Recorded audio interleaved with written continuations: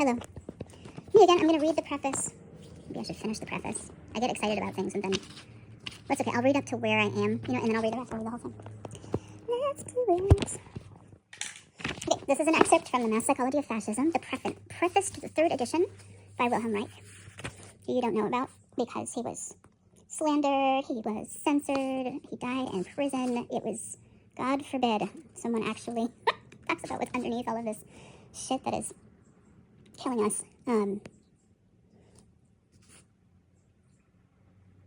This is going to be interesting about incels, too. I jokingly call this book, like, the elucidation of the pipeline from incels to fascism. We're all incels. Anyway, yeah. Not in the same way, but it actually might be a good thing that we have these pathetic men out there going, oh, I can't get no satisfaction. It's probably better to say that and be out with it than to suppress it, because again, well, I mean, it's driving violence now, but if, like, I think the right word might be sublimation. If you, like, aren't aware of it, it turns into fascism, violence, bad shit. Okay. So, preface. Extensive and painstaking therapeutic work on the human character has led me to the conclusion that, as a rule, we are dealing with 3 different layers of the biopsychic structure and the evaluation of human reactions. As I demonstrated in my book, Character Analysis, these layers of the character structure are deposits of social development. It's like, think of sedimentary rock deposits, like these hardened layers, which function autonomously. I'm thinking of a meme about being 3 weasels in a trench coat. Okay. And this also, they function autonomously. So think about internal family systems. We're all in parts, but then with trauma, you end up fractured into parts, and at one end, it's having these conflicting behaviors that work against each other and aren't productive, to dissociative identity disorder, where you have distinct selves. There people lose time. They sometimes look in the mirror and don't recognize themselves. I'm having some... Don't ever dismiss anybody as crazy ever again, please. Protect yourself. Get away. Like, do what you need to do. But people who are quote-unquote crazy, wounded, they're really good reflections of us.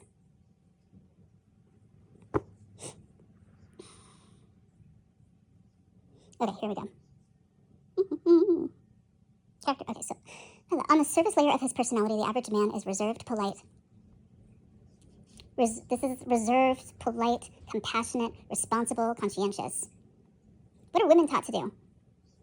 And so then you get the split. You get the virgin whore split. You get the crazy sane split, because and I've been called crazy for my rage, for my expressions of rage, and I am not defending them. I have to I'm still working on getting that energy in my body to coordinate, so there isn't so I don't dissociate and go unconscious and start. It's basically a flashback, attacking because I couldn't attack when I was a pre-verbal baby, right? So it doesn't belong in the here and now.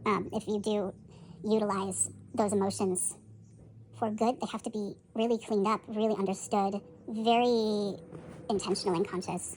I'm not defending my actions, but I will stand by that those actions have been better for me and my healing than letting my couch eat me. They'll have their purpose, I would say. Psychologically, I've been incubating as well. Blah, blah, blah. That goes into marrying woodmen. Okay, so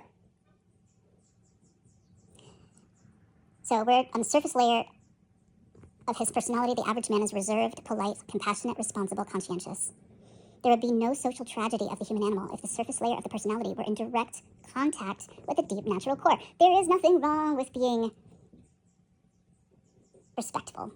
Okay, so, yeah, okay. Of course there's nothing wrong with being kind and respectful, basically. But if it's not connected to the core, it becomes the complement to... He'll get into this. Okay. So there would be no social tragedy of the human animal if the surface layer of the personality were in direct contact with the deep natural core. This, unfortunately, is not the case. The surface layer of social cooperation is not in contact with the deep biologic core of one's selfhood.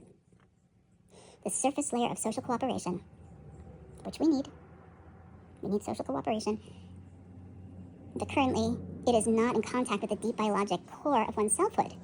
And the biologic core of one's selfhood isn't just the reptilian brain in the back of the head that tells us to eat, kill, and fuck, or whatever it does. It's part of it. It is born by a second and intermediate character layer, which consists exclusively of cruel, sadistic, lascivious, rapacious, and envious impulses. So we actually, when we don't have that connection to the root, we've actually created this false character structure that contains all of the things that that are dangerous to all of our lives, that have relationships with disrupting social cooperation, like healthy social cooperation in various ways, including all kinds of violence, and especially sexual violence and distortion. That's one of the ways this gets around pretty easily.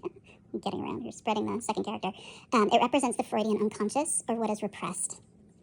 So Reich and Jung were both proteges of Freud at different times, and they took the libido, Freud's libido, also the Freudian unconscious. I would venture to guess that people who are really deep into this wouldn't say that the unconscious and libido are synonymous. What comes to mind is that, like, the unconscious is this big pool, and libido is kind of like the electricity in it. But okay, so Reich took it and developed it by investigating it biologically. Jung took it and investigated it psychologically, and it's interesting because Reich ended up in the psychological and Jung ended up in the physical. Like, there's so many Jungian body-based therapy, like all of the body-based psychotherapies out there in the West are, at least to some degree, like some fundamental degree, of results of Jung and Reich, their work. I hadn't put that together before about how they ended up in the opposite places, and they didn't like each other, of course. Like, if you, I've been part of different organizations and schools that I really value, but if you go, oh hey, yeah, you should check out this, to whoever created it. No one has time; they're running their own thing. But if you find you have all the answers, you don't really want to look at the others who have all the answers, because you have the secondary character, which makes you want to defend yourself and call everything else wrong. It's the same. To grow, you really have to keep that impulse in check, and that's the same thing. Like, if we're going to look at what we contain inside in terms of violence, in terms of where we are dangerous to other human beings, where is our violence, where is our racism, where is our misogyny, where is our, what's the other word for misogyny, the man-hating, if we hate masculinity, which is, doesn't mean, I relate to those memes where it's like, oh man, like when they're like, it's someone where a professional woman is like following up and making appointments and being so careful with the details, and then like she's also playing the guys and like, and then they call her when it finally occurs to them that they need that information. Like, I can't tell you how many times I've experienced this. We were born, and then it was reinforced as we grew, but like to dismiss women or to not pay attention, to pay selective attention. One great contribution that Paul Richards made to my life is emphasizing that we don't need to arrest our attention. We don't need to. And I definitely have a long way to go, but practicing focusing, not just in meditation, but paying attention for periods of time, to learn that it doesn't need to take very much effort. Okay, where am I going? I'm going with this, all right. Secondary drives. Orgone. Okay, it represents the Freudian unconscious, or what is repressed. To put it in the language of sex economy, it represents the sum total of all so-called secondary drives. Orgone biophysics, and so he means, for lack of a better correlation, chi, like the physiology of chi, made it possible to comprehend the Freudian unconscious. And so help me, Henry, if you are a young therapist or in training and you're like, oh, we don't do Jung and Freud. Do Jung and Freud! There is so much in there that we've lost. And one point Judith Herman made in the beginning of Trauma and Recovery is that it's been a huge detriment to understanding trauma, particularly collectively, because we keep starting again like we're just becoming aware of it. There have been times when there's been a lot of progress on recognizing trauma and the origins in humans, but it's so disruptive to our society that it keeps being suppressed again. So there are these different waves where it comes back, and every scientist who wants to study it dutifully goes back to the beginning but neglects to really investigate what's come before. There's nothing new under the sun, and anyone who cares, we've had lots and lots and lots and lots and lots of great thinkers, scientists, artists, all of that, and he'll go into like why those roles are so important, who have different, so what did I read? Yesterday, I read about a sculptor, I forget, she said she sculpts these, it's like on Wikipedia, I was like, oh, that's this person's mother, I forget. She sculpts bookshelves, and one of the things she says is that words are lies.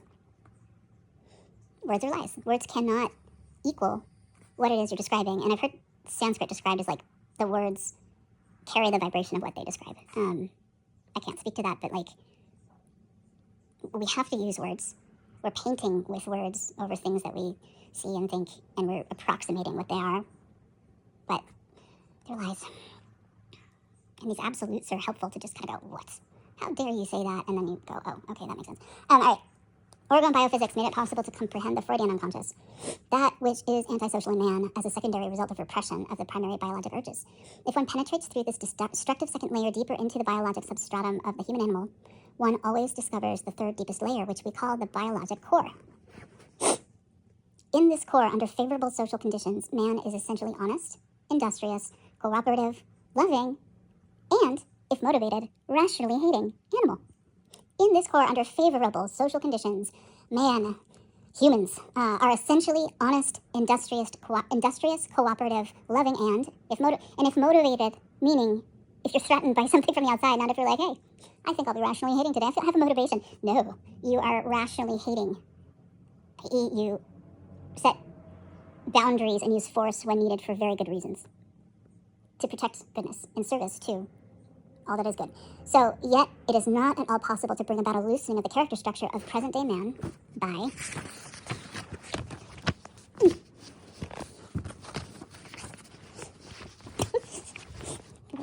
for not editing. I won't do this if I have to edit. That's the thing, I can just forward through. If I have to brush my hair, if I have to use a Ring camera, nothing will get done. I'll just lie around and watch Gilmore Girls. Oh! And be like, cool, I'll do this until I can check out. Okay, you can't. Yet it is not at all possible to bring about a loosening of the character structure of present-day man by penetrating to this deepest and so promising layer without first eliminating the non-genuine, spuriously social surface. Spuriously social service.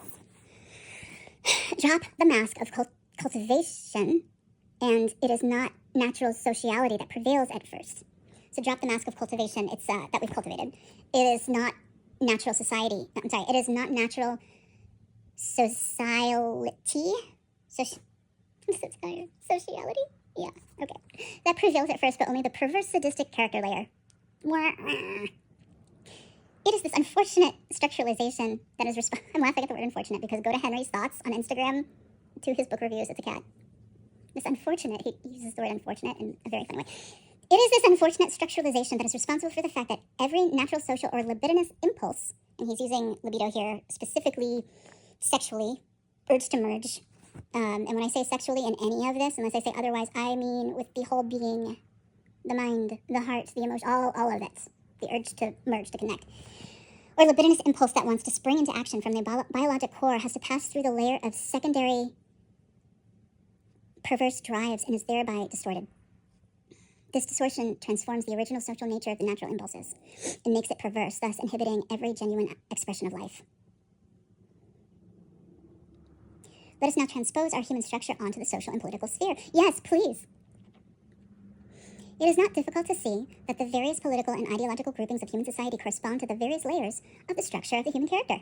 We, however, decline to accept... I would like to decline accepting reality. We, however, decline to accept the error of idealistic philosophy, namely, that this human structure is immutable to all eternity. I think what he's saying is that the error of idealistic philosophy is fixed. It's, this human structure is immutable to all, it's forever fixed and therefore limited. It's not real. Not a bad thing to think about. You know, sometimes you have to, do a little project management and figure out what your goal is. And then work backwards. She says as though she has any executive functioning left. You should see our house. Water.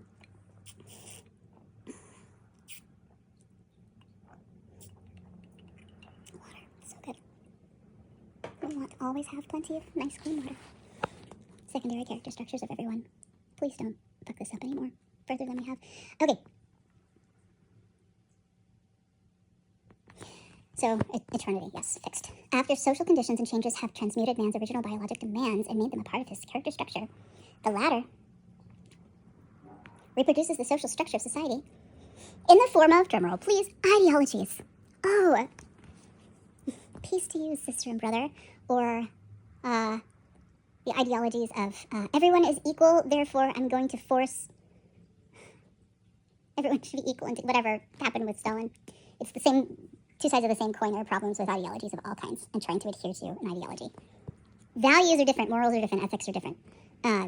So since the breakdown of the primitive work democratic form of social organization, the biologic core of man has been without social representation.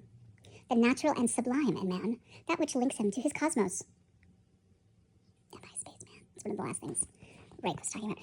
To his cosmos has found genuine expression only in great works of art, especially in music and in painting. So, that some people have said, we see God. We see the best in music and in painting, and I'll talk about the Kiss the Hag initiation at another time, and why I love 9 Inch Nails. So, okay, until now, however, it has not exercised a fundamental influence on the shaping of human society. If by society we mean the community of mankind, and not the culture of a small, rich, upper class. Oh my God, he knew about this? The tale as old as time. Actually, if you do read about Marxism, you will. Dialectics, man, just dialectics. In the ethical and social ideals of liberalism, peace on earth, we recognize the advocacy of the characteristics of the surface layer of the character, which is intent upon self-control and tolerance, which are good things. Don't get me wrong. These are depression mats. Let's emphasize this just to increase my muppethood. So, we love self-control and tolerance. It's important. This liberalism lays stress upon its ethics for the purpose of holding in suppression, that's the problem with it, the monster in man, or layer of secondary drives. So, half of us, the ones that we're calling fascists on the outside, are living and acting from that secondary character, and liberals are trying to suppress that secondary character, and then you get ping-ponging violence trying to deal with the same thing. I don't know if you could call acting from the secondary nature dealing with it, but mistaking it for reality. But everyone's missing the biological core. Oh, spoiler alert, hold on. Okay, so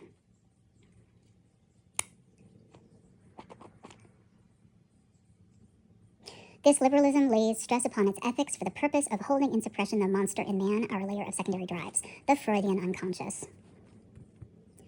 The natural sociability of the deepest third layer, the core layer, is foreign to the liberal. Really? Liberals don't know everything. They know some things. But so do the fascists. Oh, shit! Okay, he deplores the perversion, and I'm not doing this math to cancel out everything and to say nothing matters. That's an important experience. Back to 9 Inch Nails to go through. That's your real experience to go to the other side. How does the chicken cross the road? Why did the chicken cross the road? To die, but then no cars came, so she got to the other side and went, oh shit, there's something else. Okay, so he deplores the perversion of the human character and seeks to overcome it by means of ethical norms. But the social catastrophes of the 20th century show that he did not get very far with this approach. And I want to say toxic positivity and toxic masculinity. Or we could say that toxic, they're both, we just change the language around this so it's more easily perceived. So the finger pointing stops. But there's toxicity, quite a bit of it, in both. And then if you put the toxicity, like the liberal toxic positive toxicity close to the toxicity of the secondary character, oh my God, you could live your whole life there battling, I dedicated my life to the cause, and then, everyone, you're just kind of pinging back and forth around that same biologic core that's being ignored. So that would give you kind of, would reconcile all the, it would compost the what is toxic into something wonderful, we hope. I still often think maybe the best thing is just never, I'm not even going to. Okay, my own nihilism is just gonna take a seat. So, he deplores the perversion of the human character and seeks to overcome it by means of ethical norms. But the social catastrophes of the 20th century show that he did not get very far with this approach. And I wrote, we are all problematic. depends how close or far we are from the biologic core. Those are the reasons rock stars help us and why they all end up on drugs.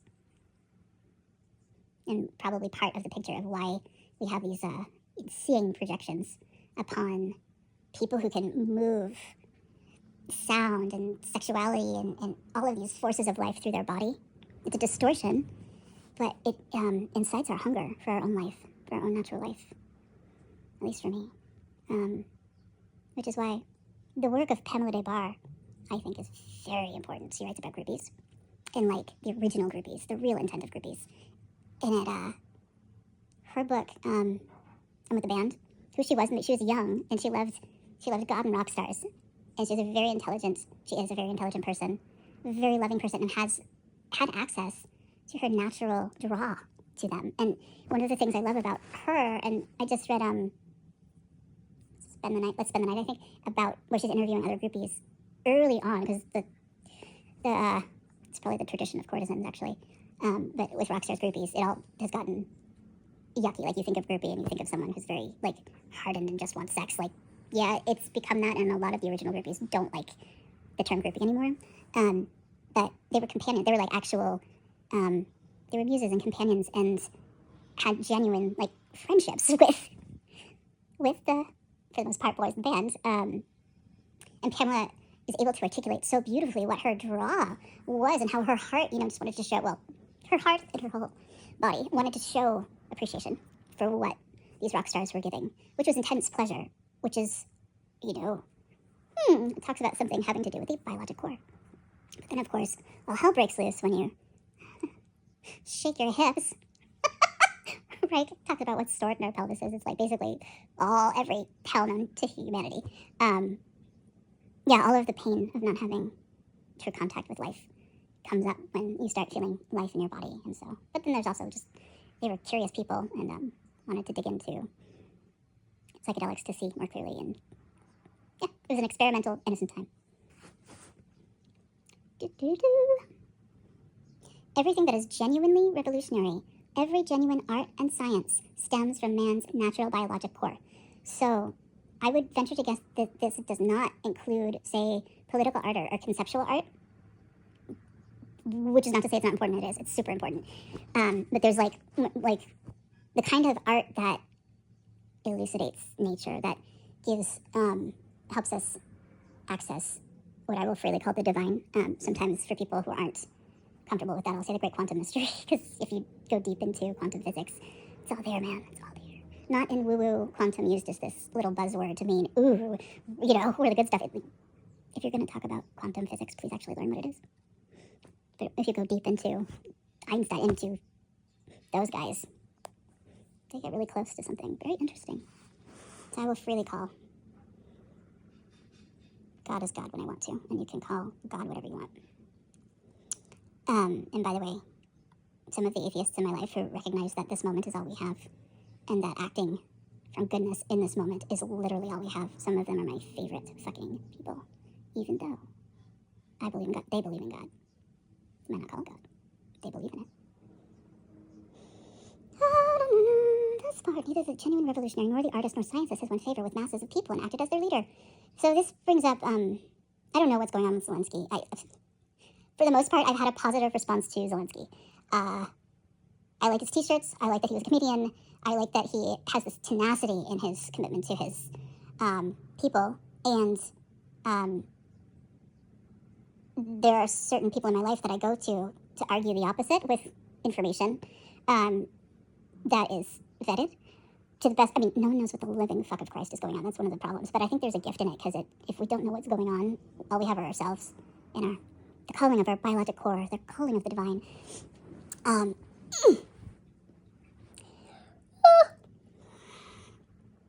So I've heard other things about Zelensky that I actually heard a not horrible explanation of why Trump and Vance had a point when they attacked Zelensky, when they had that meeting that was televised, and like the Russian media was allowed, but the Associated Press and was it Reuters or something? It was so weird. And my perspective was that Vance and Trump were inducing Zelensky to cower and to fawn, which are trauma responses. Not exclusive, but to like, it's, you end up doing those behaviors from fear. And so that's why it's a trauma response, but it's a dominance thing, if you will, kiss the ring, accept that you're bad, accept that you're a sinner. Just thinking about Jesus as the most popular metaphorical Halloween costume. Boy, has he been abused. So the crucifixion continues of Jesus.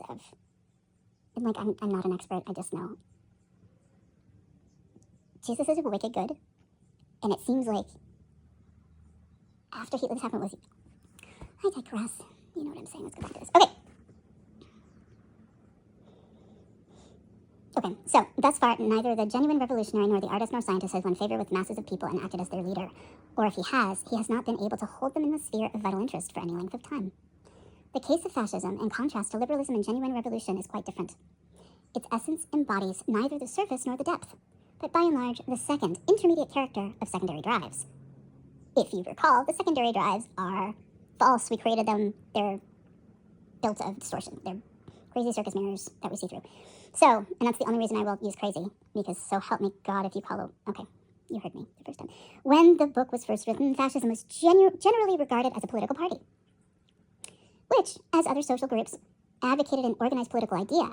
I did not take that in. Okay, when this book was first written, fascism was generally regarded as a political party, right? Which, as other social groups, advocated an organized, which, as like other social groups, advocated an organized political idea. According to this appraisal, the fascist party was instituting fascism by means of force or through political maneuver. Contrary to this, my medical experiences with men and women of various classes, races, nations, religious beliefs, etc., taught me that fascism is only the organized political expression of the structure of the average man's character.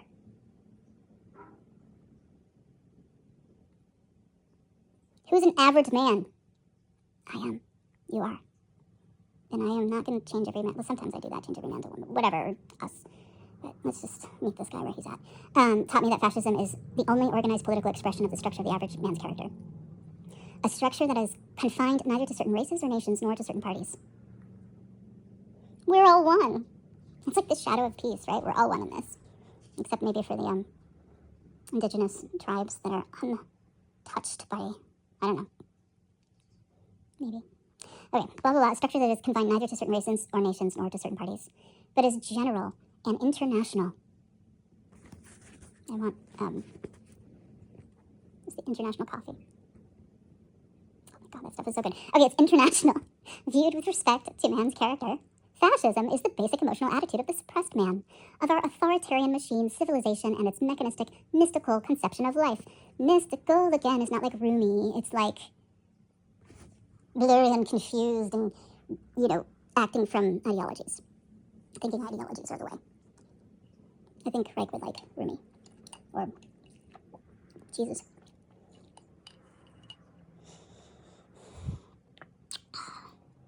General Foods International coffee. Oh, yeah.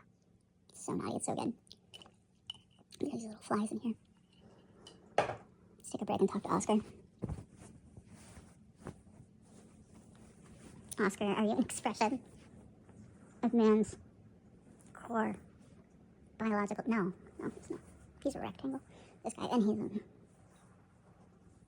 he's very East Coast, So when you're walking down the street, there's always some cranky person with a Boston accent who emerges from their can and is like, rah, rah, rah, rah, rah. You're like, they make you laugh, and they delight you, and you know that, if the ship goes down, you have each other's backs.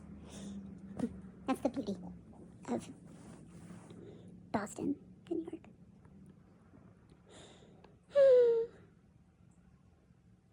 I hope you have this on like 4-speed, 4x.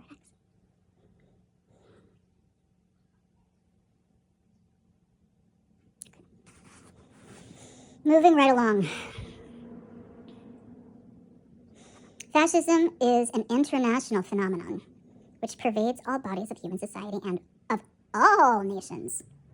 This conclusion is in agreement with the international events of the past 15 years. My character analytic experiences have convinced me that there is not a single individual who does not bear the elements of fascist feeling.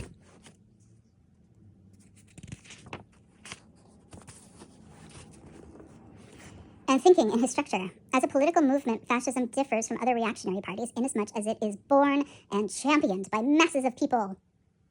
Little red hats, some of them gothic and black. I think those ones are much cooler, but, I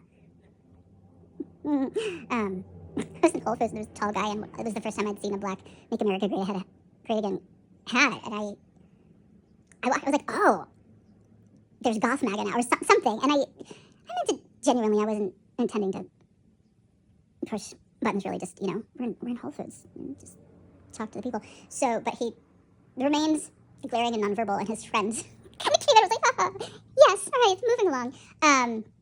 Not sure what happened. Maybe, we don't know what happens with people, though. Maybe he just lost his mother. It was in shock. It was like, I don't have time for any shit right now. And, whatever. Okay, I am fully conscious. This is Reich. For Julia, is not fully conscious. I am fully conscious of the enormous responsibility involved in making such an assertion. Which ultimately got him killed. And in the interest, so many thoughts. And in the interest of this lacerated world, I should like the toiling masses to be just as clear about their responsibility for fascism. A sharp distinction must be made between ordinary militarism and fascism. Wilhelmian Germany was militaristic, but it was not fascistic. Since fascism, what's going to help with fascism? Fascia, understanding the fascia. I'll let Kelly talk about that. Since fascism, whenever and wherever it makes an appearance, is a movement born by masses of people, it betrays all of the characteristics and contradictions present in the character structure of the mass individual. It is not, as is commonly believed, a purely reactionary movement. It represents an amalgam between rebellious emotions and reactionary social ideas.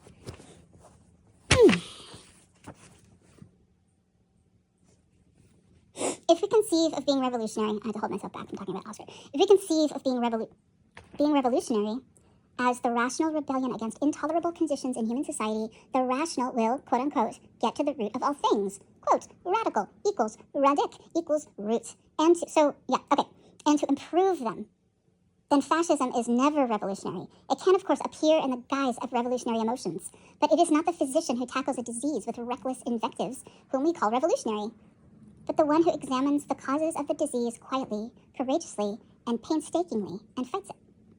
Fascist rebelliousness always accrues where a revolutionary emotion, out of fear of the truth, is distorted into illusion. And that fear of the truth, I've been, I actually talked to one of my seeing mentors, Peter, last night. I'm not giving last names because I'm not sure I don't know, whatever. He's an author. It's a really good book, The Way of the Seer. I don't think that's what it's, I'm so tired. Yeah, The Way of the Seer. Because in a lot of his language is informed by Buddhism, so it's not mystical. It's like when you, most of the time we're looking at ourselves like we're self-concerned all the time. Not even in a narcissistic way. It's actually it's a survival thing, like trying to fix yourself so you can function here. There's no way to function here fully unless you get to the root. But yeah, when you stop doing that and turn your attention outwards, and then you relax into it, like for me, if I start really paying attention, not to myself, but outwardly, there comes a point where I go into a lot of fear. So truths come in all kinds of forms. There is a layer of reality that is terrifying at first. Okay,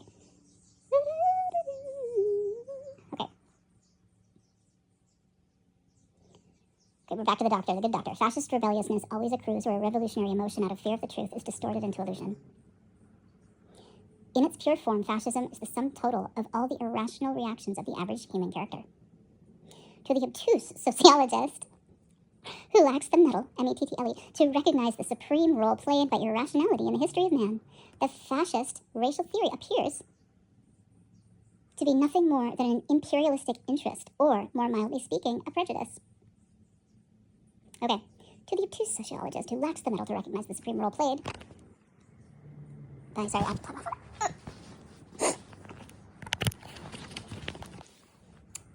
Back to obtuse, the obtuse sociologist who's lacking mettle to recognize the supreme role played by irrationality in the history of man. The fascist racial theory appears to be nothing more than an imperialistic interest. So, there is this fabulous article in Politico a few years ago about the origins of the pro-life movement. And how, I always get this wrong, is Jim Jones the cult guy or Bob Jones the religion? There's a Christian university that wanted to stay segregated during times of desegregation. And so, to figure out how to move their agenda forward, they made abortion the issue because they could get Catholics to jump on board with the evangelists who at the time were agnostic about, well, we're pro-abortion for medical, all the reasons why we want to be pro-choice. They might not support, like, a woman's ability to control her own number of children, etc. But, yeah. Go read that shit. It's fascinating. That's all I'll say about that, because I'm trying to reference something I read years ago. Back to our irrational reactions and our obtuse sociologists, where is it? Oh, I'm probably driving people crazy. Parts. Where are they?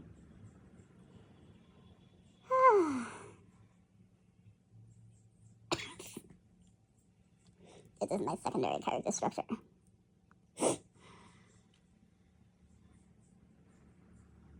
Back to the two sociologists. So it's a prejudice. So the fascist racial theory is all both, we know that. It's an imperialistic interest. And I so sincerely do not give a fuck about data, about the differences. Like, until we have a basic affection for our fellow humans, discussing differences in race isn't a good pursuit. Because maybe ultimately when we do look at that, it's to see what evolutionary adaptations serve us the most in different peoples that we can learn from and develop something like that. Okay. The same holds true for the irresponsible, glib politician. The scope and widespread dissemination of these racial prejudices are evidence of their origin in the irrational part of the human character. The racial theory is not a product of fascism. On the contrary, it is fascism that is a product of racial hatred and its politically organized expression. It follows from this that there is a German, Italian, Spanish, Anglo-Saxon, Jewish, and Arabian fascism. Diversity. Race ideology is a pure biopathic expression of the character structure of the orgastically impotent man. Here he goes. Everyone gets upset here because we're living from our secondary characters. The sadistically perverse character of race ideology is also betrayed in its attitude toward religion. Fascism is supposed to be a reversion to paganism, and he uses paganism as just meaning not religious, and an archenemy of religion. Because a lot of paganism can be entrainment with Gaia, which is the root, which is the thing that women used to do for us when they played the drums. Okay. Welcome to the Gaiarchy. Fascism countenance. Okay. Far from it. Fascism is the supreme expression of religious mysticism. As such, it comes into being that a peculiar social form. Oh, so religious mysticism, we're talking like the dogma, the control of religion, not sweet, direct experiences of the divine. Okay, as such, it comes into being in a peculiar social form. Fascism countenances that religiosity that stems from sexual perversion. And it transforms the masochistic character of the old patriarchal religion of suffering into a sadistic religion. In short, it transposes religion from the otherworldliness of the philosophy of suffering to the thisworldliness of sadistic murder. Doesn't this sound familiar? Holy sadistic murder men, Batman! This is how religion ended up murdering people. Pretty much all of them, I think. Fascist mentality is the mentality of the, quote, little man, who is enslaved and craves authority, and is at the same time rebellious. Like immature people. Run amok. Okay, it is no coincidence that all fascist dictators stem from the reactionary milieu of the little man. The industrial magnate and the feudal militarist exploit the social fact for their own purposes. After it has evolved from within the framework of the general suppression of life impulses. Right, it kind of happens on its own. In the form of fascism, mechanistic authoritarian civilization reaps from the suppressed little man only what it has sown in the masses of subjugated human beings in the way of mysticism, militarism, automatism over the centuries. This little man has studied the big man's behavior all too well, and he reproduces it in a distorted and grotesque fashion, like at home with his family. Heil George. Okay, so the fascist, I think we actually used to do that. The fascist is the drill sergeant in the colossal army of our deeply sick, highly industrialized civilization.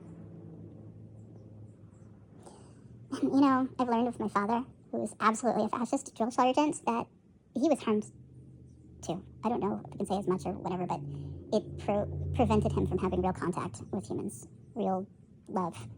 And, I was going to mention, so when you do ergonomic therapy, you start from, like, up here, and it takes, I think, like, years. I only got as far as my eyes over, like, 3 years. It takes years and years and years and years to go down to the pelvis, to actually, I don't want it to sound impossible. This is just the limits of my knowledge. I'm not someone who's, like, gone through every article, and anyway, but, like, the fact that his whole body of work points to orgastic potency and the function of the orgasm in the context of all of life functioning in a healthy manner, self-regulated, self-governed. It's, like, so misunderstood because all of this, like, our eye armoring has a lot to do with our cognitive distortions, our inability to see clearly. And so, like, the second, like, the idea of that hits this, chances are you'll either be like, great, I can be a pervert, or get this the fuck away from me, it's sinful. Both are wrong. Until you work out your eyes, and then you might be like, oh, the world is one and beautiful, and I am part of nature, which may someday lead to a wonderful experience of orgastic potency. So, okay, fascist countenances. Okay, blah, blah, blah, blah. In the form of fascism. Oh, right, okay. The little man has studied the big man's behavior. The fascist is the drill sergeant in the colossal army of our deeply sick, highly industrialized civilization. It is not with impunity that the hullabaloo of high politics, love that word, is made a show of in front of the little man. The little sergeant has surpassed the imperialistic general in everything, in martial music, in goose-stepping, in commanding and obeying, in cowering before ideas, in diplomacy, strategy, and tactic, in dressing and parading for $92 million, in decorating and honorating. As Kaiser Wilhelm was a miserable duffer, a Kaiser Wilhelm was a miserable duffer in all these things compared with the famished civil servant son, Hitler. I don't know the history of Kaiser Wilhelm. It's a miserable duffer. Compared to, okay, yeah, he was just playing around in it. Compared with the famished civil servant son. Famished. Huh? We haven't talked about food. What is real food? Orgastic potency gives us access to real food. It is not the real food itself. It gives us access to the real food, which is connection to life and each other as life. We are starving and we end up in parallel play with our fucking phones. And after this, I'm definitely going to play games on my phone. So just, you know, I'm a hypocrite. Nice to meet you. You too are a hypocrite. Okay. Okay. Blah, blah, blah. As Kaiser blah, blah, blah, and then famished civil servant's son. When a proletarian general pins his chest full of medals, he gives a demonstration of the little man who will not be outclassed by the genuine big general. An extensive and thorough study of the suppressed little man's character and intimate knowledge of his backstage life are indispensable prerequisites to an understanding of the forces fascism builds upon. Which is also why the drive-through version of therapy, to just cope with what we are not built to cope with, for good reason, there's a good reason we're not supposed to cope with things. We need to understand deeply. An extensive and thorough study of the suppressed little man's character and intimate knowledge of his backstage life are indispensable prerequisites to an understanding of the forces fascism built upon. In the rebellion of vast numbers of abused human animals against the hollow civilities of false liberalism, not to be confused, not to be mistaken with genuine liberalism and genuine tolerance, it was the character layer consisting of secondary drives that appeared. In the rebellion of vast numbers of abused human animals against the hollow civilities of false liberalism, there's no fruit there. Hollow. Not to be mistaken with genuine liberalism and genuine tolerance of each other, so we can all have the food of love and life. It was the character layer consisting of secondary drives that appeared. The fascist madman cannot be made innocuous if he is sought. According to the prevailing political circumstances, only in the German or the Italian and not in the American and the Chinese man as well. What? Hold on. The fascist madman cannot be made innocuous if he is sought according to the prevailing political circumstances.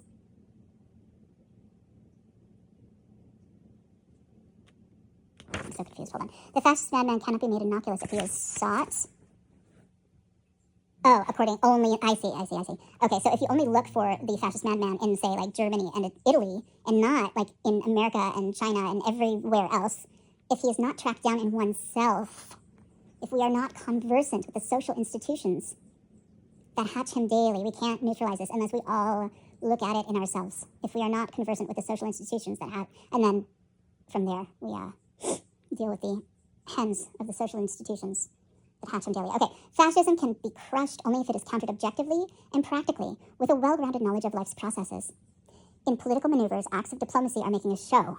It is without peer, or treating another person as a peer. In political maneuver, acts of diplomacy and making a show, it is without peer. So, yeah, those are just tools, right? Diplomacy.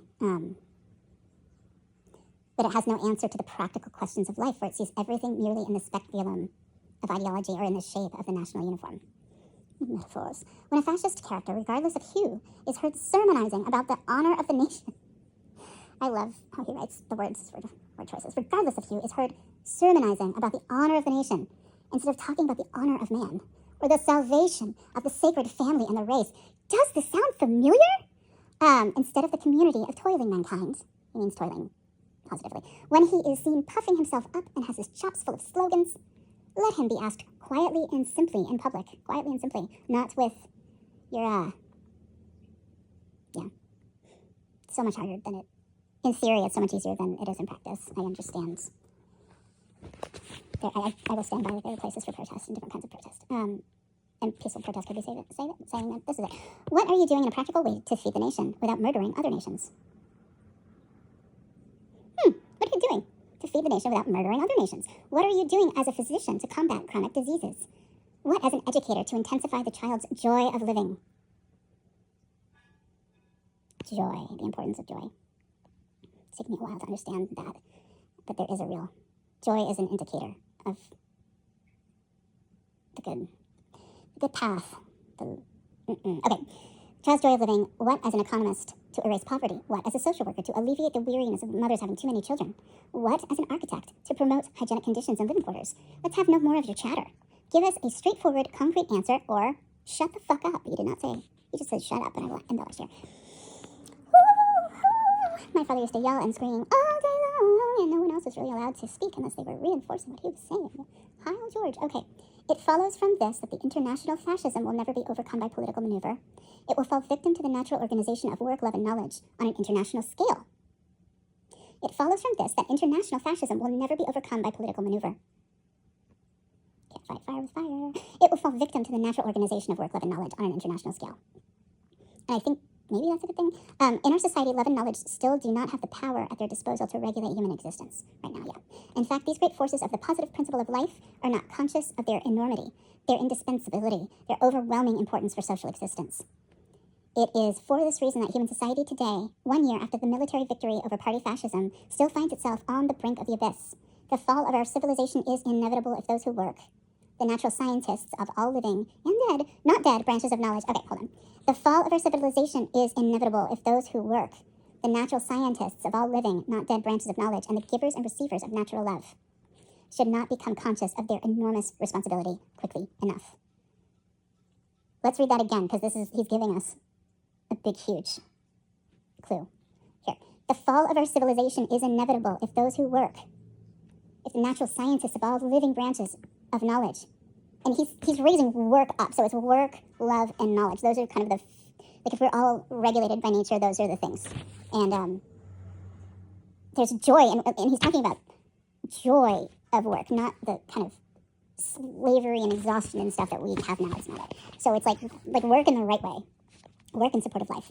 So the fall of our civilization is inevitable if those who work, if the natural scientists of all living branches of knowledge, natural scientists studying nature, and the givers and receivers of natural love. And who might those people be? That's a really good question. People like Mother Teresa and Amma actually come to mind, even though they're celibate sexually, physically sexually, which is not, I don't think that contradicts Reich, especially because you start up here. You don't go down there first. That's a problem. That's one of the problems with a lot of the, like, learn Tantra in a weekend, de-armoring the pelvis too quickly. It's terrible for the psyche. The physiology, too. Okay. So there's an enormous responsibility by those who have, understand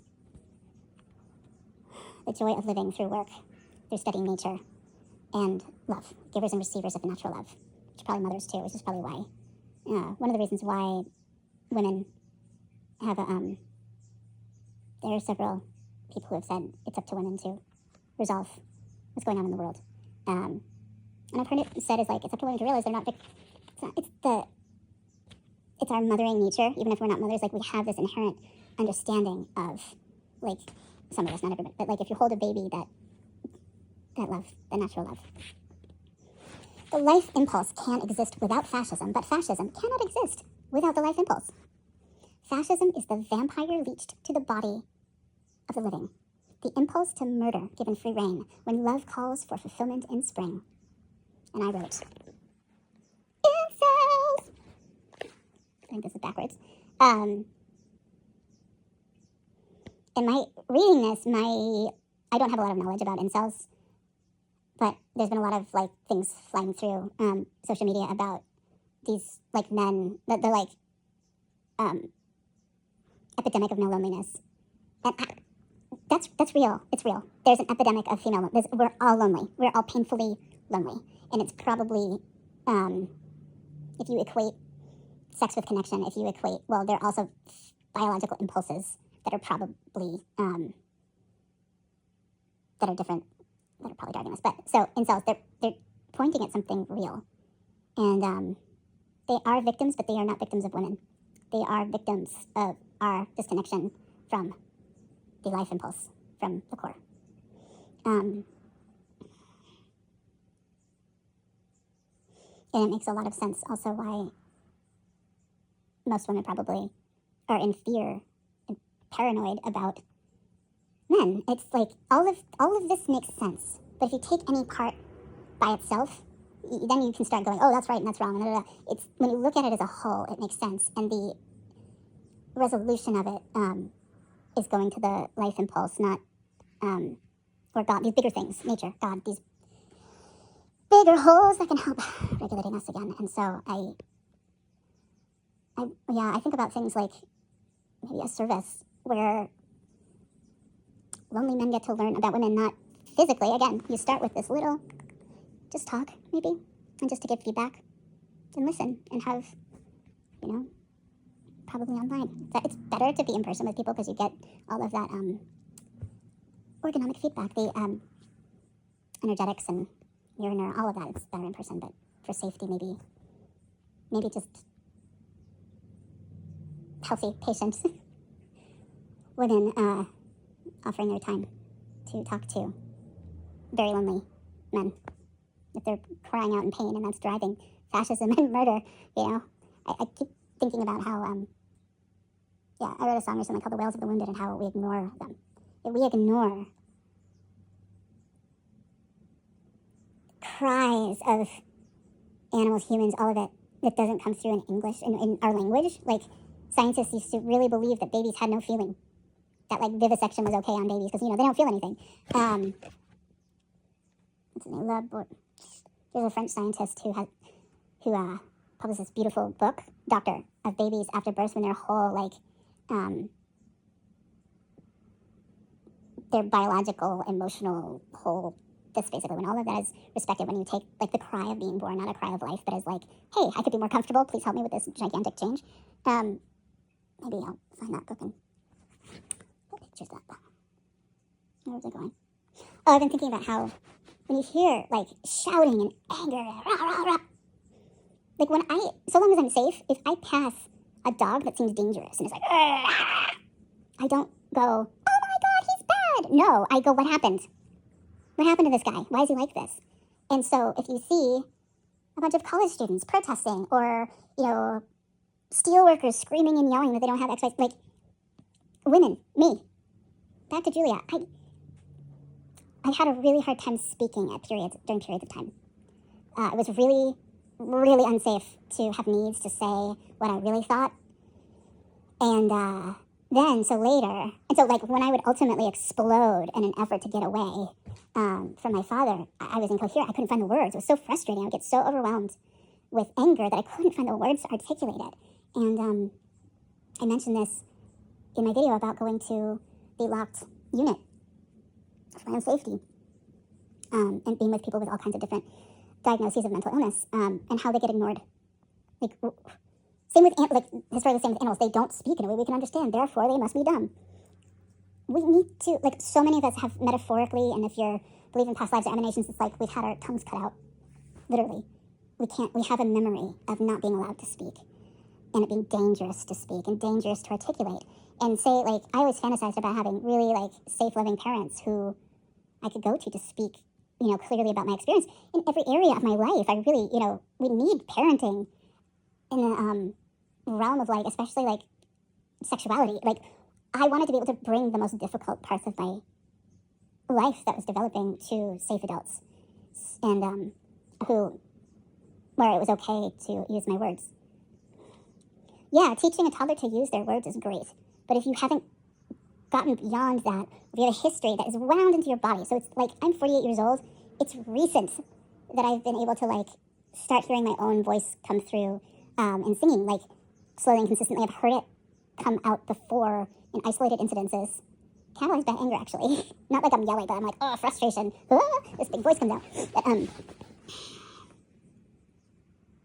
it's sad that we don't make a greater effort to understand what's underneath the people who are misbehaving, who are yelling and screaming. Find out why. Why are they upset?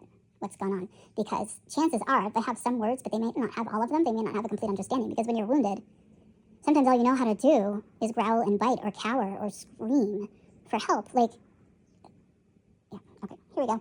Incels. Okay, so will individual and social freedom, will the self-regulation of our lives and of the lives of our offspring advance peacefully or violently? It is a fearful question. No one knows the answer. Yet he who understands the living functions in an animal and in a newborn babe, what we were just talking about, he who knows the meaning of devoted work, be he a mechanic, researcher, or artist, knows. He ceases to think with the concepts that party manipulators have spread in this world. The life impulse cannot seize power violently. The life impulse cannot seize power violently. For it would not know what to do with power. Does this conclusion mean that the life impulse will always be at the mercy of political gangsterism? Will always be its victim, its martyr? Does it mean that the would-be politician will always suck life's blood? This would be a false conclusion. As a physician, it is my job to heal diseases. Let me pause here. He started out training as a psychoanalyst and then became, I think maybe he was a physician first, and then became a biologist. Here's a plug for Jim Strick's book, Wilhelm, Reich, Biologist, that was painstakingly and beautifully written using Reich's archives that I think were opened at Harvard Medical School in 2005.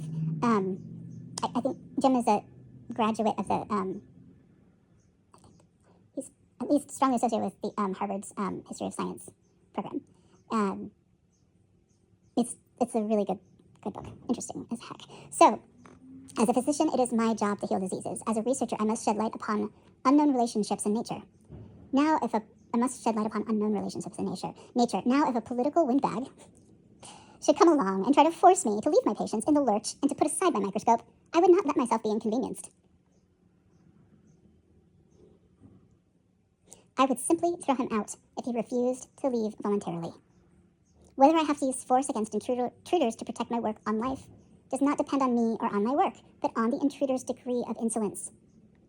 So it's a moral and ethical obligation to protect the progression of our personal work on life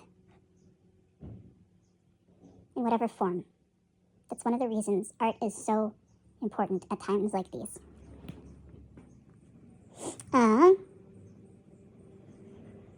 But just imagine now that all those who are engaged in vital living work could recognize the political windbag in time. They would act in the same way. Oh geez, but just imagine now that all those who are engaged in vital living work could recognize the political windbag in time. They would act in the same way. Perhaps this simplified example contains some intimation of the answer to the question how the life impulse will have to defend itself sooner or later against intruders and destroyers. I think we get the gist of that. Perhaps this simplified example contains some intimation of the answer to the question how the life impulse will have to defend it. Oh, wait, something in time. Okay. Just imagine now that all those who are engaged in vital living work could recognize the political windbag in time. They would act in the same way. Of throwing out. Okay, they wouldn't act as political windbags. They would throw them out. Perhaps this simplified example contains some intimation of the answer to the question how the life impulse will have to defend itself, sooner or later, against intruders or destroyers. The mass psychology of fascism was thought out during the German crisis years, 1930 to 33. It was written in 1933. The first edition appeared in September 1933, and the second edition in April of 1934 in Denmark. 10 years have elapsed since then. The book's exposure of the irrational nature of the fascist ideology often received a far too enthusiastic acclaim from all political camps, an acclaim that was not based on accurate knowledge and did not lead to appropriate action. Copies of the book, sometimes pseudonymously, crossed the German border in large numbers. He's courageous as fuck and grounded in his commitment to life. The illegal revolutionary movement in Germany accorded it a happy reception. For years, it served as a source of contact with the German anti-fascist movement. The fascists banned the book in 1935, together with all literature on political psychology. Excerpts from it were printed in France, America, Czechoslovakia, Scandinavia, and other countries, and it was discussed in detailed articles. Only the party's socialists, who viewed everything from an economic point of view, and the salaried party officials who were in control of the organs of political power, did not and still do not know what to make of it. In Denmark and in Norway, for instance, it was severely attacked and denounced as counter-revolutionary by the leadership of the Communist Party. It is significant, on the other hand, that the revolution-oriented youth from fascist groups understood the sex-economic explanation of the irrational nature of the racial theory. The Hitler fucking youth got it. So, this is one of the reasons. When you're young, your body and therefore your mind isn't as armored. It has more access to the natural flows of life. And so, at least me as a teenager, my sense of right from wrong and my sense of obligation to act upon it was like critical. And so when these kids are in college, for example, learning about all of this shit, and they have access to that flow and the passion and fervor, acting in favor of life is a good thing. They may be misguided. One of the things I complain about is that the young activists of today often don't consult the young activists of yesterday. They don't consult their elders. I was fortunate to work at the Smith College archives, where there were archivists in residence. And one of them, Loretta Ross, who coins the term reproductive justice, she was one of them. I think now she's on the adjunct faculty or something. She started out as a scientist, as a physicist. She let go of her science career because this is more important. She's really fucking smart. And she's black. So, you know, like, that, coming up through that whole time, the second wave of feminism and the civil rights movement, all of that, I mean. So what I've seen in my limited experience with seasoned activists, not just Loretta Ross, but others that were there, I've met Gloria Steinem too, and she's a love. A ray of sunshine, beautiful, like, she's not, these activists and residents, they're like, they've studied change through their experience, like how to create change. They have been committed to it, worked on it, changed they know things that young people today do not, especially as our histories are being erased and modified. That was something I experienced in my family too, with Dictator George, who is currently in the last phases of Alzheimer's, and an absolute joy to be around. Alzheimer's killed off the abuser. It was not really him, and I'm really clear on that now. So forgive me when I've never hated my father, but he, in so many ways, almost killed me, and all of us. It was, and my mom physically, he almost, it was quite an education. So, what was I talking about? I forget where I was going with that, sorry, but I want, the cutting off of history. So George would rewrite history and really seem like he believed his own, like, he'd be like, hey, yesterday you said X, Y, Z. He'd be like, I never said, how dare you say I would never do any such thing. I mean, I could give you the list of all of those things, and it's such a mind fuck to not have access to a shared account of facts. Like, I don't even know if it's worth it looking at the news. Like, one of the fantasies I have is creating a course on media literacy and how to fact check, how to find primary sources, how to evaluate primary sources. Just because it's primary doesn't mean it's right. How do you evaluate, like all things critical thinking, which is really important. Again, like Peter, my seeing mentor, he talks about the necessity of the fluidity of attention. And I'm a baby at hermetics, but in terms of seeing training, we were taught to look at all sides of something, all the facets, including looking at it up close and very, very far away, like in different contexts of time and space, because with recontextualization, meaning changes. So, fluidity, I'm so tired. Fluidity of attention. Even if you think you're right. And this is where, so Peter pushed back on me talking about working models. I value working models, especially because I'm coming out of trauma and like, I have to basically like reverse engineer a healthy psyche. So like, I'm like, yeah, I think protesting is a good thing. So it's this little spot on all of everything you could look at in this issue. And then someone else, like another mentor, Ariana, she is one of the few people on this earth that I really trust to challenge me, and it's great because it's not like you're wrong, no, you're wrong. I can get frustrated. She does it. She's really well practiced at this and so good at looking at different sides of things. But like she's the one who told me start pulling my attention back and holding the poles of issues and looking at all of it. And I think I kind of came to this on my own at a certain point where I was like, okay, so if I'm right. Being right is a very fixed way of paying attention, very fixed. No, I'm right. You're like, no, this is right, this is right, this is right. So you can't really see anything but that. If you let that go, to go look at everything else, you may still ultimately decide that, the closest thing to what I think is accurate is this thing. You're in such a better place because your attention is fluid. And so as you get more information, you can recontextualize and look at even new meaning of that, of whatever that is. And it also is a really nice way to make sure that if you need to change your mind, you can and do. We're taught that, you have to die on the, die on the cross hill, dying on something on your, one thing that was like, this is right. And I am George's daughter, for better or for worse. I can be like, this is the right way, the Spartan genes. But really, so many of us on all sides of the political spectrum want the same thing. I kind of think there's its own party in the center. And one of my favorite, which is the Oracle of Los Angeles, she talks about how seeing up close what happens at UCLA, like abuses of power, have radicalized her.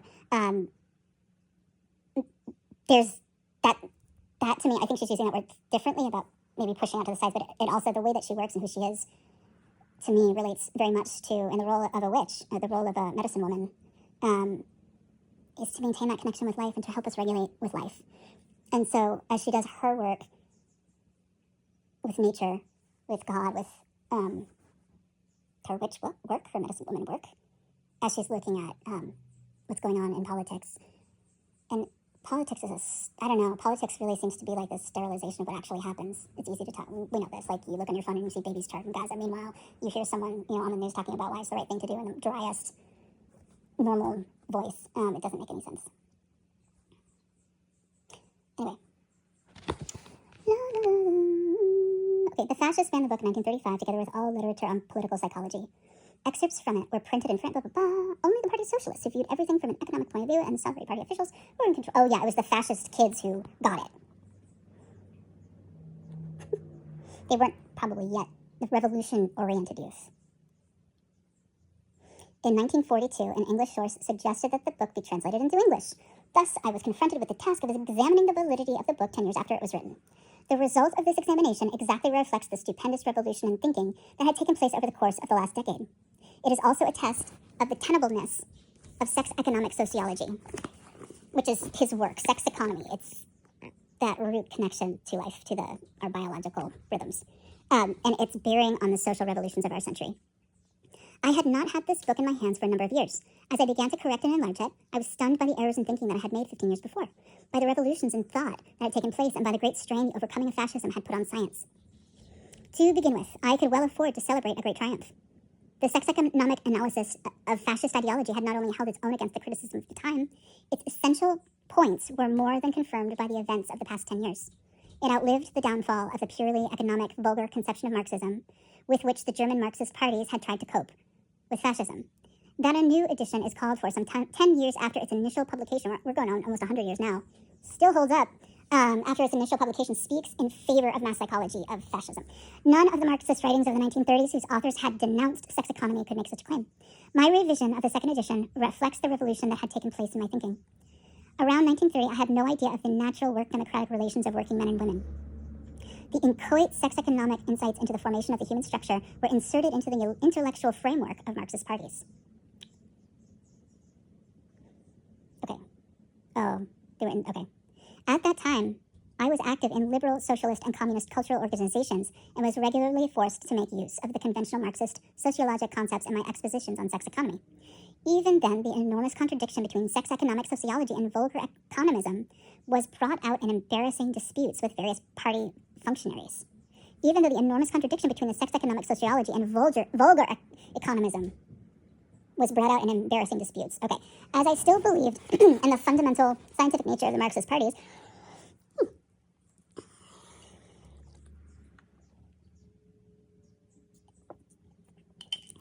I'm actually an elf, so I get to comment on humans all I want. Is she kidding? Is she serious? I don't know. I really would love to know what Reich would have thought about that. It was difficult for me to understand why the party members attacked the social efforts of my medical work most sharply, precisely when masses of employees, industrial workers, small businessmen, students, etc., thronged to these sex economic organizations to obtain knowledge of living life. I shall never forget the, quote, red professor from Moscow who was ordered to attend one of the lectures in Vienna in 1928 to advocate the party line against me. Among other things, this professor declared that the Oedipus complex was all nonsense. Such a thing did not exist. 14 years later, his Russian comrades bled to death under the tanks of the Führer-enslaved German machine men. Yeah, beware of people who dismiss, this happens a lot with men and women, that's nonsense. You don't have any ability to comment on that unless you've actually taken a look at it. And I'll probably say, that's nonsense sometimes, and you can be like, Julia, do you actually know what it is? Like, oh, thank you. Or maybe I'll just roll my eyes. I don't know. So, okay,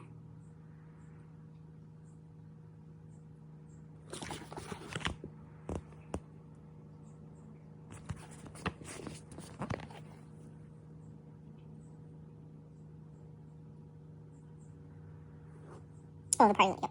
One should certainly have expected parties claiming to fight for human freedom. Human freedom. We all want it. They don't even know what freedom is. To be more than happy about the effects of my political and psychological work. Right. We would have expected them to be like, hey, thank you for figuring this out for us. As the archives of our institute convincingly show, the exact opposite was the case.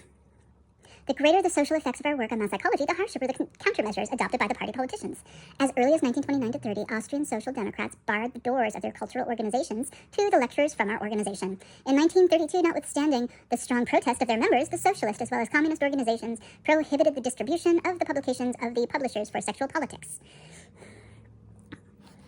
I'm like, could you have just called it something maybe a little bit different so people's deep issues with sex didn't just get activated when I saw this? Okay, so, which was located in Berlin.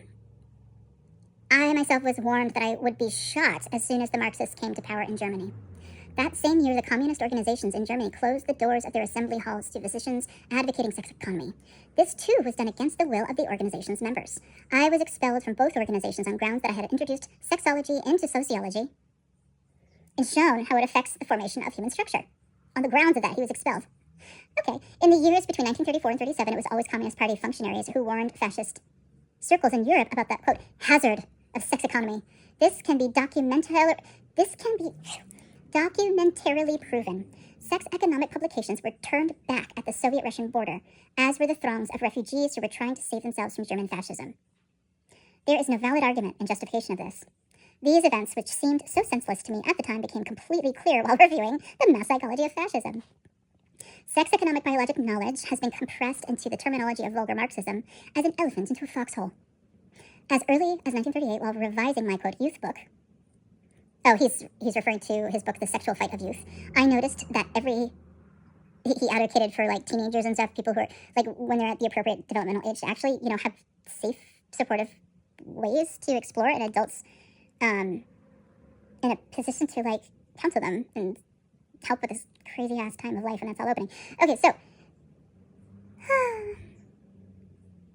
I noticed that every sex economic word had retained its meaning after 8 years, whereas every party slogan I had included in the book had become meaningless. The same holds true for the third edition of The Mass Psychology of Fascism. It is generally clear today that fascism is not the act of a Hitler or a Mussolini, but that it is the expression of the irrational structure of mass humans.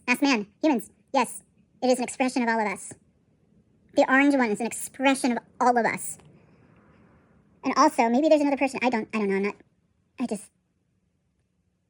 get as mad as everyone else, and people are like, whoa, they're doing these good things.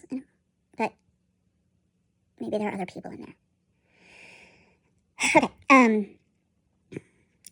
it is more clear today than it was 10 years ago that the race theory is biologic mysticism. We also have far more knowledge at our disposal, which enables us, and everything ever, right on the palm of our hands, which enables us to understand man's orgastic yearnings. Don't get that wrong. And we have already begun to divine that fascist mysticism is orgastic yearning, restricted by mystic distortion and inhibition of natural sexuality. Again, don't use these words the way that you would reflexively in a conversation out on the street. Think about what these really mean. So the sex economic statements about fascism are more valid today than they were 10 years ago. On the other hand, the Marxist party concepts used in this book had to be completely eliminated and replaced by new concepts. He's okay with changing his mind, right? Does this mean that the Marxist economic theory is fundamentally false? I should like to answer this question with an illustration, please. Is the microscope of Pasteur's time or the water pump constructed by Leonardo da Vinci false? Marxism is a scientific theory of economy, which originated in the social conditions at the beginning and middle of the 19th century. But the social process did not stop there. It continued into the totally different process of the 20th century. In this new social process, we find all the essential features that existed in the 19th century. Just as we rediscover the basic construction of the Pasteurian microscope in the modern microscope, or Da Vinci's basic principle in modern water supply. Yet neither the Pasteurian microscope nor Leonardo da Vinci's pump would be of any use to anybody today. They have become outdated as a result of the totally new processes and functions corresponding to a totally new conception and technology. The Marxist parties in Europe failed and came to naught. I don't derive any malicious joy from saying that. Because they tried, and actually, he would say that kind of malicious joy is part of character distortion, probably. Because they tried to comprehend 20th century fascism, which is something completely new, with concepts belonging to the 19th century. Interesting. So, they tried to comprehend 20th century fascism with concepts belonging to the 19th century. They lost their impetus as social organizations because they failed to keep alive and develop the vital possibilities inherent in every scientific theory. Also, if you aren't paying attention to the moment, to seeing directly, to, you use the maps for what they are, but like a map can't tell you what a tree looks like, I have no regrets about the many years I spent as a physician in Marxist organizations. My knowledge of society does not derive from books. Essentially, it was acquired from my practical involvement in the fight of masses of people for a dignified and free existence. In fact, my best sex economic insights were gained from the errors in thinking of these same masses of people, i.e., the very errors that made them ripe for the fascist plague. As a physician, I got to know the international working man and his problems in a way that no party politicians could have known him. The party politician saw only the working class, which he wanted to infuse with class consciousness. I saw a man as a creature who had come under the domination of the worst possible social conditions. He himself had created and bore within himself as a part of his character, and from which he sought to free himself in vain. The gap between purely economic and biosociologic views became unbridgeable. The theory of, quote, class man, on the one hand, was set against the irrational nature of the society of the animal man, on the other hand. So, like, the things we do at home, like, you bet your fucking ass that the behavior, the sexual misconduct matters. It matters. The sexual misconduct of leaders matters. Not because of discomfort with sex, but because it points to the development of this secondary character structure, which is a direct source of fascism. It matters. I don't care. Like, this is an argument. Like, people used to try to argue with me about, well, he's a good provider. Yeah, you can chop everyone up into bits. You can chop, maybe Dahmer was great at, baking cakes for his grandmother's birthday parties or something. Like, you can chop everyone into bits and look at their good parts and their bad parts, but I think it's a rare instance when somebody who has a part that's really good at doing a specific thing should be doing that specific thing if it's in contrast to the rest of him. Like, for example, I have been listening to those who say Musk is the best person for XYZ. And I did get confused. I listened to the Joe Rogan part of it, interview with him to help me understand. And I responded well to the sound of his voice. He seemed like, someone I could talk to, Musk specifically. But then I was like, what is he not? Oh. All of this is like illogical enough, but it's what he was not saying. And, yeah, and I could go on and on about that, but I have this deep sadness when I can't agree with people I love, and that's me. I want us all to be able to look at information together, relax, take a look, discuss, leave questions unanswered, and keep looking. But it does concern, like, I gained 100 pounds when Trump was elected because it felt like my father was the president. And the more that's come out about his sexual misconduct, his sexual violence, and there's been, and again, like, who knows what the fuck has been said behind closed doors, but it's been said that Musk is like that he sexually harasses his employees. All of that counts. All of that behavior counts in evaluating whether or not someone is healthy enough to make the very toughest decisions. Like Obama, and I don't know enough about Obama. I like Obama because I think he's cool, but like I don't know enough about him and his time as president to comment. But he said something that I thought was important, which is that I'm so tired.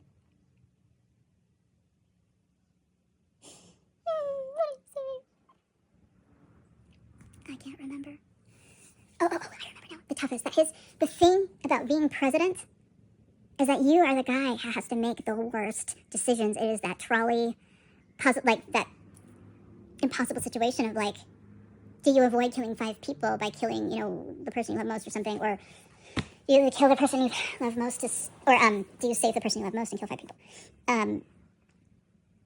You do that all day long. So my therapist told me this myth, I think it was about the Morgan, about that sometimes we have choices between suck and suck.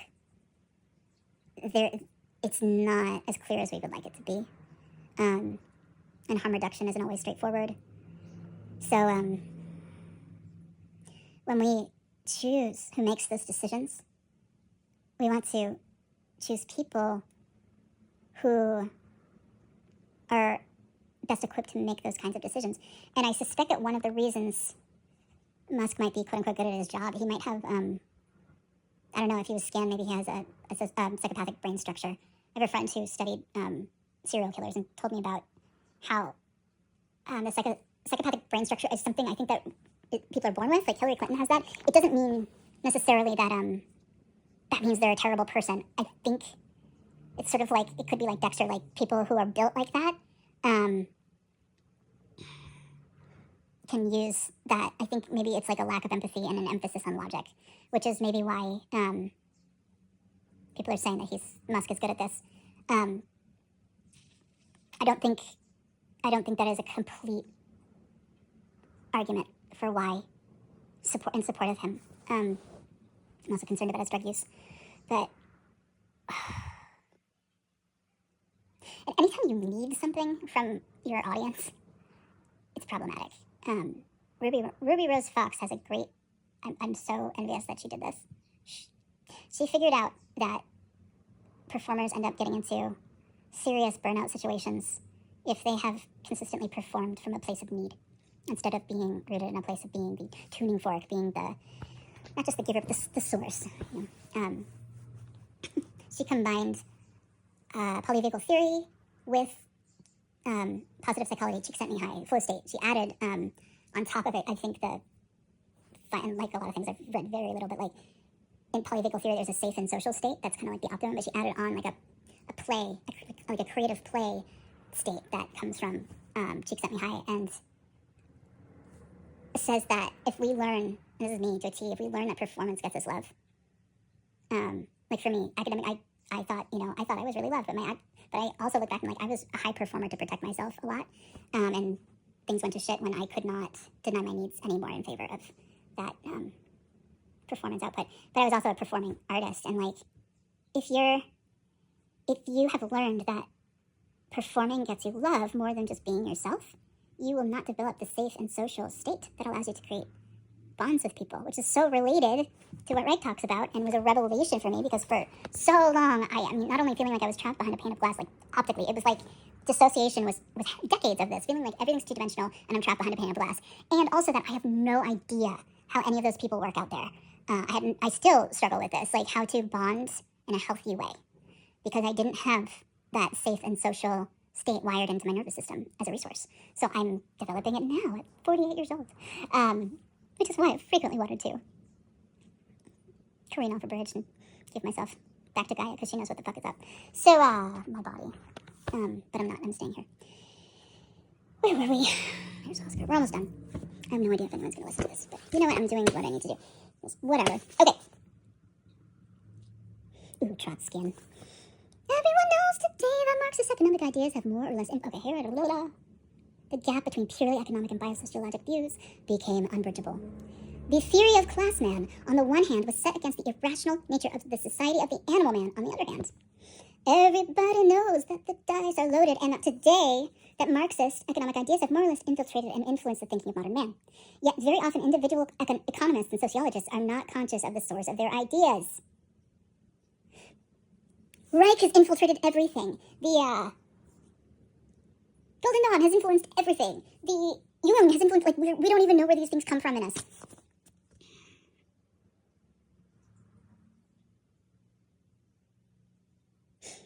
Okay. Yet, very often individual economists and sociologists are not conscious of it. So such concepts as class, profit, exploitation, class conflict, commodity, and surplus value have become common knowledge. For all that, today there is no party that can be regarded as the heir and living representative of the scientific wealth of Marxism. Nobody that I've seen who talks about Marx, I venture to guess there is nobody in the current administration talking about Marxism that actually knows what the living fuck Marxism is. Huh. Do I? Probably not, but I'm not running around yelling about Marxists. I'm running around yelling about fascists. Right. No heir, right, of the scientific wealth of Marxism, which, is something I'm making note of. There's a scientific wealth of Marxism. Maybe that's worth going back to and looking at. When it comes to the actual facts of sociological development and not to the slogans, which are no longer in agreement with their original import, which comes from important.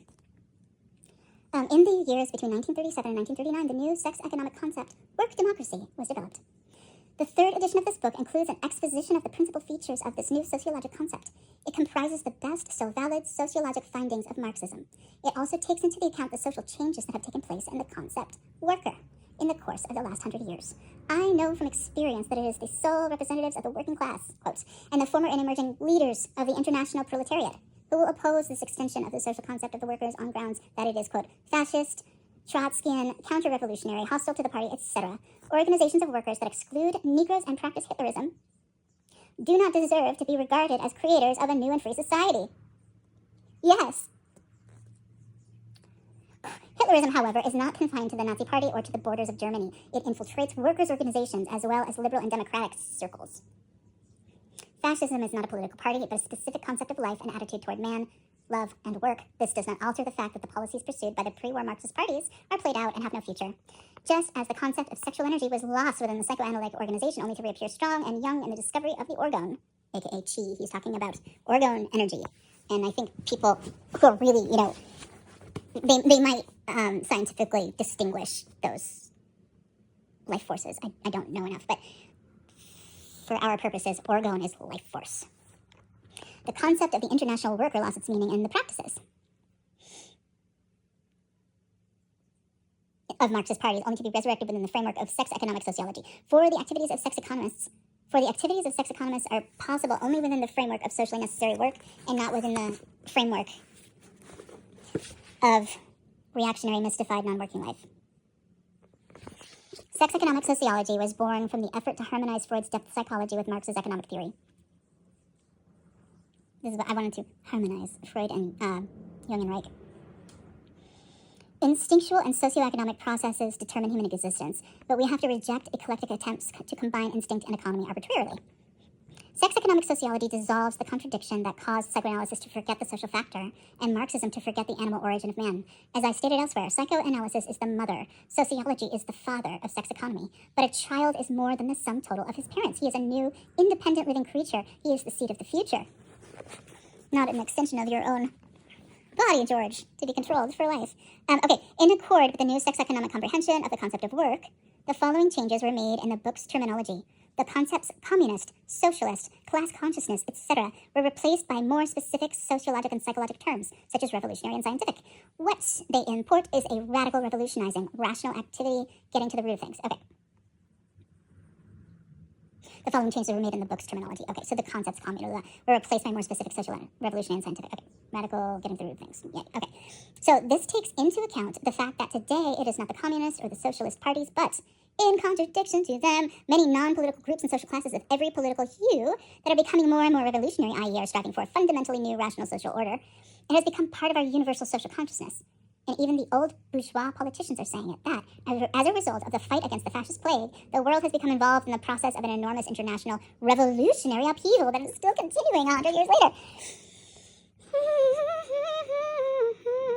I lost my place.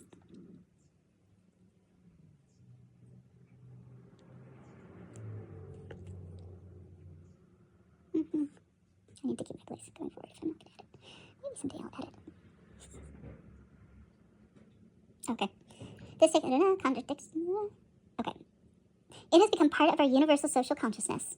And even the old bourgeois politicians are saying that as a result of its fight against the fascist plague, the world has become involved in the process of an enormous international revolutionary upheaval. The words proletariat and proletarian were coined more than 100 years ago to denote a completely defrauded class of society, which was condemned to pauperization on a mass scale. I think it's pauper, like a poor person, P-A-U-P-E-R, so I think it's poverty. To be sure, such categories still exist today, but the great-grandchildren of the 19th century proletariat have become specialized, technically highly developed, indispensable, responsible industrial workers who are conscious of their skills. The words class consciousness are replaced by consciousness of one's skills or social responsibility. In 19th century Marxism, class consciousness was restricted to manual laborers. Those who were employed in other vital occupations, i.e. occupations without which society could not function, were labeled intellectuals or petty bourgeois. My dad used to yell at me, "You're an intellectual, I don't know, it came from this. He really was, like, the embodiment of something we're dealing with. Is he workers? I don't know why he was spouting Marxism. Okay.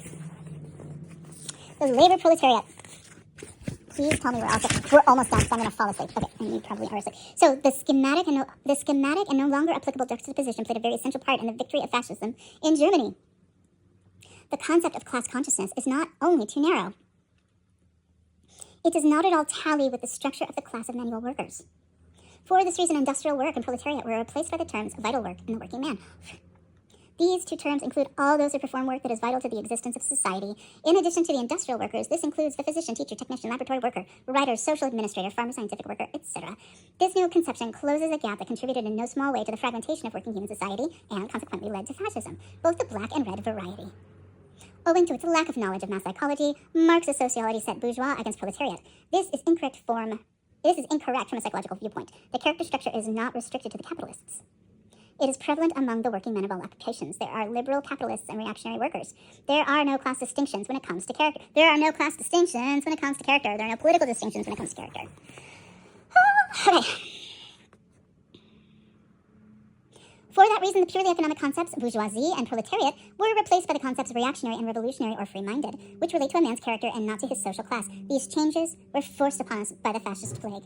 The dialectical materialism Engels outlined in his anti-Der Ring, that's on German, went on to become an energetic functionalism. This forward development was made possible by the discovery of the biological energy, the orgone, 1936 to 38. Not commenting. Just gonna keep going. Sociology, but fuck those labs that the only reference to Reich in, like, outside of the ergonomic world are these, like, hoity-toity labs that ripped him off and then disparaged his work and then referenced him and used his terminology. Okay. What did a soapbox look like? Were they big? There are no class distinctions when it comes to care. I should get an actual soapbox. The purely economic concept. Okay. Sociology and psychology acquired a solid biological foundation. Such a development could not fail to exercise an influence on our thinking. Our extension of thought brings about changes in old concepts, new ones that take the place of those that have ceased to be valid. The Marxist word consciousness was replaced by dynamic structure. Need was replaced by organotic instinctual processes, like biological need. Tradition by biological and characterological rigidity, etc. Okay, so tradition was replaced by biological and characterological rigidity, etc. The vulgar, we should replace all, like, where woke shows up with, like, this is the thing. Like, originally, feminism didn't exclude men. It was the split-off hate groups that started doing that shit, and then, like, wokeness originally meant just, like, having basic empathy. But it's getting twisted in the hands of dinglings. Not that it was perfect to begin with, but we can change our language when we need to, like we did here. It's more descriptive. I used to think, we can just change it to applesauce and do everything in code, but, like, no, I think maybe language that gives a more specific definition to what the word or phrase is saying. The vulgar Marxist concept of private enterprise was totally misconstrued by man's irrationality. It was understood to mean that the liberal development of society precluded every private possession. Naturally, this was widely exploited by political reaction. Quite obviously, social development and individual freedom have nothing to do with the so-called abolishment of private... This is why evaluate character, not possessions, even though, like, sometimes it's useful to go, oh, that's a rich person. They have 45 Ferraris. What's their character like? Maybe they just like them. But, yeah, anyway, it's more complicated than private property, which is maybe to be distinguished from hoarding money, but I can't speak too much to that. Quite obviously, social development and individual freedom have nothing to do with the so-called abolishment of private property. Marx's concept of private property did not refer to men's shirts, pants, typewriters, toilet paper, books, beds, savings, houses, real estate, etc. This concept was used exclusively in reference to the private ownership of the social means of production. Sound familiar? The means of production. Yep. I.e., those means of production that determine the general course of society. In other words, railroads, waterworks, generating plants, coal... Oh, interesting. So this is where the issue with the privatization of... Okay. The socialization of the means of production became such a bugbear precisely because it was confounded to mean private expropriation of... This is so interesting. It's like, I don't know if this is clear because I'm just kind of understanding it myself, but the twisting of these original concepts that we still use, it doesn't help us see more clearly. So the socialization of the means of production became such a bugbear precisely because it was confounded to mean the private expropriation of chicken shirts, books, residences, blah, blah, blah, in conformity with the ideology of the expropriated. I think expropriation means private ownership. Okay. Over the course of the past century, the nationalization of the social means of production... Okay, so I'm getting confused because I was thinking of social like society, but it's like how we produce things as a society, I think. Over the course of the past century, the nationalization of the social means of production has begun to make an incursion upon the latter's private availability in all capitalist countries. In some countries more, in others less. The nationalization of social means of production. Okay, it's not as straight. It's not easy to predict what the impact is because it can... The latter. Okay. Moving on, kind of makes sense. Since the working men's structure and capacity for freedom were too inhibited to enable him to adapt to the rapid development of social organizations, it was the state that carried out those acts that were actually reserved for the community of working men. Oh, okay. As for Soviet Russia, the alleged citadel of Marxism, it is out of the question to speak of the socialization of the means of production. The Marxist parties simply confused socialization with nationalization. It was shown in this past war, that the government of the United States also has the jurisdiction and the means of nationalizing poorly functioning industries.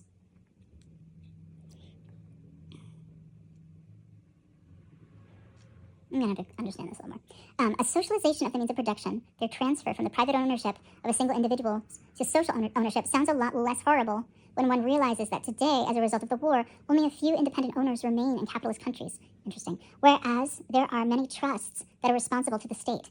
When one realizes, moreover, that in Soviet Russia, the social industries are certainly not managed by the people who work in them, but by groups of state functionaries. Sound familiar? The socialization of the social means of production will not be topical or possible until the masses of working humanity have become structurally mature, i.e. conscious of their responsibility to manage them. Okay. The overwhelming majority of the masses today is neither willing nor mature enough for it. Moreover, a socialization of large industries, which would place these industries under the sole management of the manual laborer, excluding technicians, engineers, directors, administrators, distributors, etc., is sociologically and economically senseless.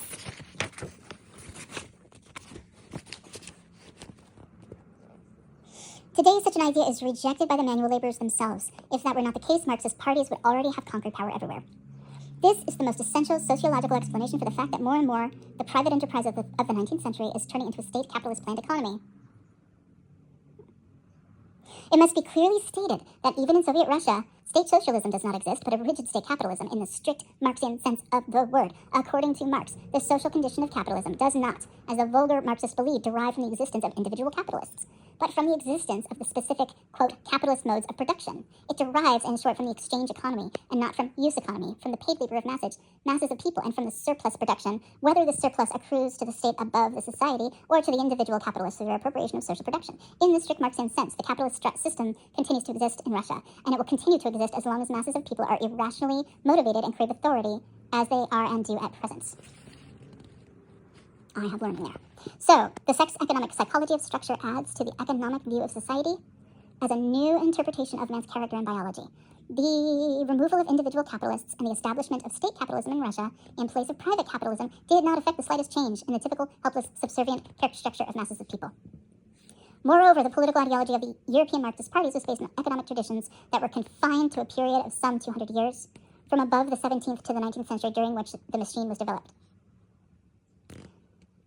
20th century fascism, on the other hand, raised the basic question of man's character, human mysticism, and craving for authority, which covered a period of some 4,000 to 6,000 years. Here, too, vulgar Marxism sought to ram an elephant to a foxhole. The human structure with which sex economic sociology is concerned did not evolve during the past 200 years. On the contrary, it reflects a patriarchal authoritarian civilization that goes back thousands of years. Indeed, sex economy goes so far as to say that the abominable excesses of the capitalist era of the past 3,000 years, predatory imperialism, defraudation of the working man, racial subjugation, etc., were possible only because the human structure of the untold masses, who had endured all this, had become totally dependent upon authority and capable of freedom and extremely accessible to mysticism, which again is a form of delusion. It's like magical thinking, but real magic is science. Just make sure you know the differences of these words. That this structure is not native to man, but was inculcated by social conditions and indoctrination, does not alter its... That the structure was not native to man, but was inculcated by social conditions and indoctrination, does not alter its effects one bit, but it does point to a way out, namely restructurization. If being radical is understood to mean getting to the root of things, then the point of view of sex economic biophysics is, in the strict and positive sense of the word, infinitely more radical than that of the vulgar Marxist. And I love that he sounds cocky, except that that's the way he is. He's a really good scientist. I love his... I had a printout of his rules for good research. For a while, it's really, really good. And in the book, The Function of the Orgasm, by the end, you're like, oh, I can't say anything other than this is what I see. And you gotta respect him for it. He can't see anything other than this is better than vulgar Marxism. Okay. It follows from all this that the social measures of the past 300 years are so close to being done, can no more cope with the mass pestilence of fascism that an elephant, 6,000 years, can be forced into a foxhole of 300 years.